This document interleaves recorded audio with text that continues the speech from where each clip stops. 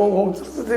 ನಾವು ತಿಳ್ಕೊಂಡಿರ್ತೀವಿ ಹಂಗೆ ಭಾಳ ದೊಡ್ಡವ್ರು ನಾವು ಅಂತ ಹಂಗೇನೋ ಆಗಿಬಿಟ್ಟದೆ ಇವತ್ತು ಸೋಲಂತೆ ಆಗ್ಯದ. ಈಗ ಬಿ ಜೆ ಪಿ ಮುಂದೆ ಏನಂತೆ ಮುಂದೆ ಇರೋದು ಏನು ಹೇಳ್ಬೋದು, ಒಡಕೈದ್ರಿ ಕೂಡಬೇಕು ಮಾಡಬೇಕಂತ. ಹೌದು ಕೂಡಬೇಕು. ಮತ್ತು ಅದನ್ನು ಯಡಿಯೂರಪ್ಪನವರು ತಮ್ಮ ಹಿಂದಿನ ಏನಪ್ಪ ಒಂದು ಶೆಟವು ಸ್ವಭಾವ ಬಿಟ್ಟುಕೊಂಡು ಗೆಲ್ಲೋದಕ್ಕೆ ಏನು ಬೇಕಾಗಿದೆ ತಾಂತ್ರಿಕತೆ, ತಂತ್ರ ಏನು ಮಾಡಬೇಕು, ತಂತ್ರ ಮತ್ತು ಮಂತ್ರ ಅಂತಂದ್ರೆ ನಿಂಬೆಕಾಯಿ ಹೆಚ್ಚು ಉಗಿದಂತಲ್ಲ ಮತ್ತೊಂದು ಅಂತಲ್ಲ.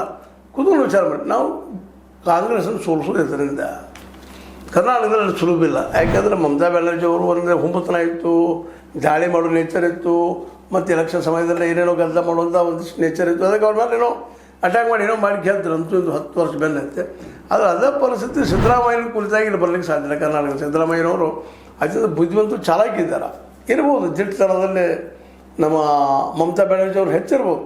ಆದರೆ ಬುದ್ಧಿವಂತಿಕೆಯಲ್ಲಿ ಅನುಭವಿಸ್ತಿಕೆಯಲ್ಲಿ ನಮ್ಮ ಸಿದ್ದರಾಮಯ್ಯನವರು ಬುದ್ಧಿವಂತರಿದ್ದಾರೆ, ಅಷ್ಟೆಲ್ಲ ಅನುಭವಿಸ್ತರು ಇದ್ದಾರೆ. ಅದೇ ಕಡೆಗೆ ಯಡಿಯೂರಪ್ಪನ ತಂತ್ರಗಳನ್ನೆಲ್ಲ ತಿಳ್ಕೊಳ್ಳೋಂಥ ಚಾಣಾಕ್ಷತನಗಳು ಅವರೆಲ್ಲ.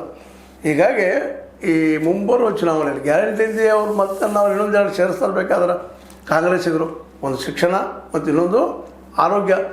ಇನ್ನು ಅದ್ರ ಜೊತೆಗಿಲ್ಲ ಬಿ ಜೆ ಪಿಗೆ ಏನಿಲ್ಲ ಅವ್ರದಲ್ಲ ಗ್ಯಾರಂಟಿ ಅವ್ರ ಕಡೆ ಅದ ಮತ್ತೊಂದೆರಡು ಹೆಚ್ಚು ಮಾಡ್ತಾರೆ.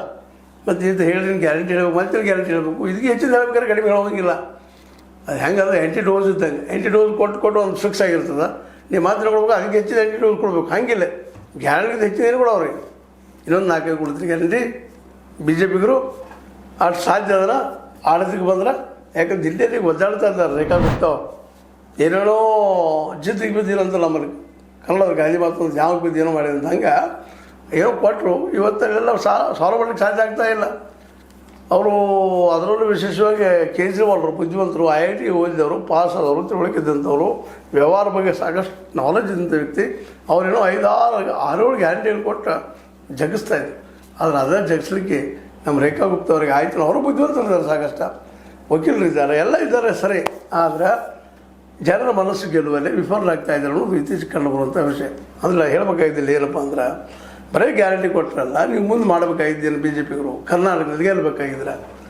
ಕರ್ನಾಟಕದಲ್ಲಿ ಗೆಲ್ಲಬೇಕಾಗಿದ್ರೆ ಇರೋದು ಒಂದು ಉದ್ಯೋಗ ಗ್ಯಾರಂಟಿ ಕೊಡೋದು ಅದು ಸಾಧ್ಯದನ, ಎಲ್ಲರಿಗೂ ಉದ್ಯೋಗ ಕೊಡುವಂಥದ್ದು ಸಾಧ್ಯದನ. ಯಾಕಂದರೆ ಸ್ವತಃ ಸಿದ್ದರಾಮಯ್ಯಗೂ ಆಗಿಲ್ಲ. ಈಗ ಅವ್ರಿಗೆ ಎಷ್ಟು ಆಗೋದು ಭಾಳ ಅಂದ್ರೆ ಈ ಒಂದಿನ 56,000 ಇನ್ನೊಂದು 2 ಲಕ್ಷ ಮಾಡ್ಬೋದು.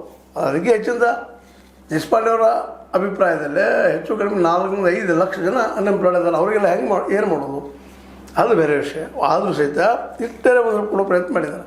ಹಂಗೆ ಇಷ್ಟರೇ ಅಂದರೆ ಒಂದು 56,000 ಅಥವಾ 2,80,000 ಕೊಡ್ಬೋದೇನೋ ಇಲ್ಲಂತಲ್ಲ. ಬಟ್ 56,000 ಅಂದ್ರೆ ಗ್ಯಾರಂಟಿ ಕೂಡ ಲೆಕ್ಕದಾಗಿದ್ದಾರೆ.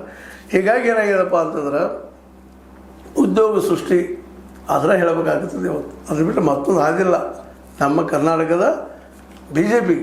ಯಾಕಂದರೆ ಕರ್ನಾಟಕದಲ್ಲಿ ಬಿ ಜೆ ಪಿ ಇನ್ನೂ ಆ ಪ್ರಮಾಣದಲ್ಲಿ ದೊಡ್ಡ ಪ್ರಮಾಣದಲ್ಲಿ ತಳ ಊರಿಲ್ಲ. ಹೌದು ಅದಾರ ಸಾಕಷ್ಟು ಜನ ಮೇಲ್ವರ್ಣೀಯ ಜನ ಇದ್ದಾರೆ, ಶ್ರೀಮಂತರಿದ್ದಾರೆ, ಎಲ್ಲ ಓಡಾಡ್ತಾ ಇದ್ದಾರೆ, ಹಳ್ಳಿಗೆ ಹೋಗ್ತಾ ಇದ್ದಾರೆ, ಎಲ್ಲನೂ ಬರೋಬ್ಬರು ಹೇಳೋದ. ಆದರೂ ಸಹಿತ ಯಾವ ಪ್ರಮಾಣದಲ್ಲಿ ಬೆಳಿಬೇಕಾಗಿತ್ತು ಆ ಪ್ರಮಾಣದಲ್ಲಿ ಬೆಳೆದಿಲ್ಲ ಬಿ ಜೆ ಪಿ. ಅದಕ್ಕಾಗಿ ಬಿ ಜೆ